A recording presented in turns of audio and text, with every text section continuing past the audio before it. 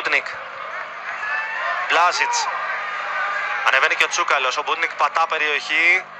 Καλό σου. Δύσκολη επέμβαση από τον Σωτηρίου. Κράτησε ο Βάντερσον. Έχει 3 επιλογές στην περιοχή. Επιχείρησε σουτ. Άλλο ένα λάθος. Κέρδισε ο Γιουσούφ. Ο Σουμπίνιο με χώρο ψηλά. Αναστασιάδης. Μητρόπουλος. Ο Μαρκόφσκι έχει την ευκαιρία εδώ, αλλά είναι βιαστική μάλλον η επιλογή του, γιατί έχει 2 συμπαίκτες δεξιά μόνος τους στο 32. Τσούκαλος. Το τάκλιν από τον Αντιλέχου και δεύτερο για να βρει τον Γιουσούφ. Κάνει κίνηση ο Γιακουμάκης χωρίς την μπάλα. Πολύ ωραία κούρσα του Γιακουμάκη που εκτελεί 0-1 ο Λεβαδιακός. Στο 33. Στην 5η τελική του στο μάτς, ο Λεβαδιακός παίρνει προβάδισμα.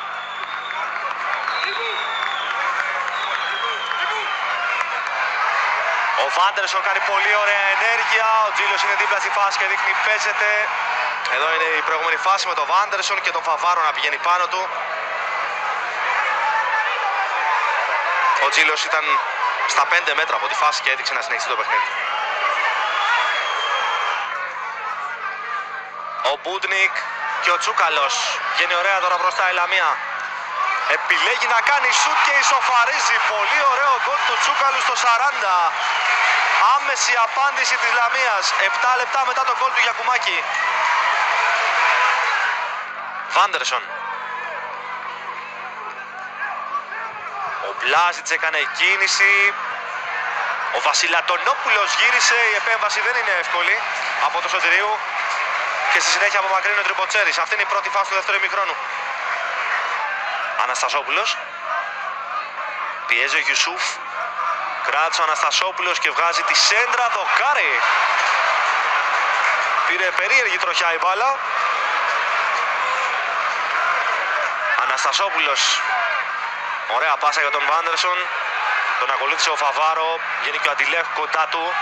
Πέρασε ο Βάντερσον το γύρισμα. Μεγάλη ευκαιρία που χάνεται καθώς είναι 2 παίκτες του Λεβαδιακού μπροστά από την εστία στο σούτ που επιχείρησε ο Καραγιάννης.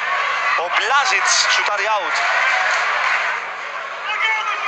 Εδώ από το γύρισμα πάνω στον Τριποτσέρη η μπάλα. Τώρα λογικά ο Ακώστα θα εκτελέσει. Όντως αυτός out. Ο Βάντερσον κατεβάζει. Νέα σέντρα στην περιοχή, κεφαλιά του Μπούντνικ. Επαναφορά με δύναμη από τον Ακώστα. Ο Άσεριτς γυρίζει την μπάλα. Το σούτ του Αναστασιάδη.